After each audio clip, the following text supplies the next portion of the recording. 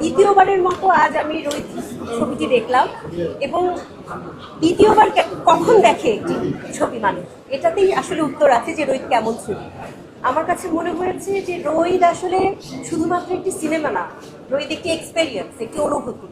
আমি খুব খুব খুব আনন্দ পেয়েছি সিনেমাটা দেখে এবং রোহিতের কিছু চমৎকার দৃশ্য দেখবার জন্য দ্বিতীয়বার না তৃতীয়বারও এই ছবিটি দেখা যায়।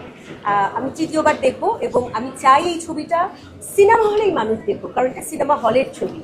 এত চমৎকার কিছু শটস আছে, এত চমৎকার কিছু মুহূর্ত আছে, এই মুহূর্তগুলোর জন্যই আসলে রোহিত দেখা উচিত। আর আমি বিশেষভাবে আমি অভিনেতাদের কথা বলবো, পরিচালক তো অবশ্যই অনেক ভালো, অভিনেতাদের যে কন্ট্রোলড অ্যাক্টিং, যে পরিমিতি বোধ অভিনয় অসাধারণ।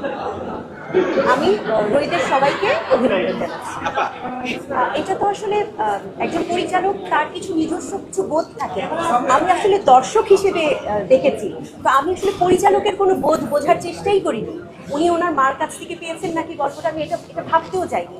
আমি যদি অনেক ভেতরের অন্তর্নিহিত যে গল্পটা আছে সেটা যদি নাও খুঁজতে যাই, আমি যদি দুটো একটা মানবীর প্রেমও যদি শুধু বুঝি, তাও এই ছবিটা আমার কাছে অসাধারণ লেগেছে। আমার কাছে মনে হচ্ছে একদম খুব সুইট, সিম্পল, একদম সাধারণ দুটো নরনারীর প্রেমের গল্প হিসেবেও যদি আমি দেখতে চাই, তাও অসাধারণ। ধন্যবাদ।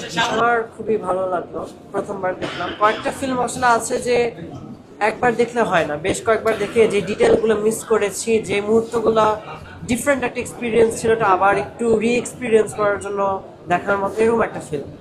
আর এমন একটা ফিল্ম মনে হলো যে আমি যদি একটু মাথায় বাড়ি খেয়ে পুরো ফিল্মটা ভুলে যেতাম, যেন আবার প্রথম থেকে একই এই মোমেন্টগুলো যে আমি দেখতে পারতাম, তাহলে একটা খুব এরকম লেভেলের অসাধারণ একটা ফিল্ম দেখলাম আজকে। ওর পোশাক দেখে মনে হয় বোঝা যাচ্ছে আর্জেন্টিনা, অবশ্যই আর্জেন্টিনা। না মানে ব্রাজিলও পছন্দ করি, আমি অ্যান্টি ব্রাজিল নই, ব্রাজিলের খেলা খুব ভালো লাগে, কিন্তু আমরা আর্জেন্টিনা।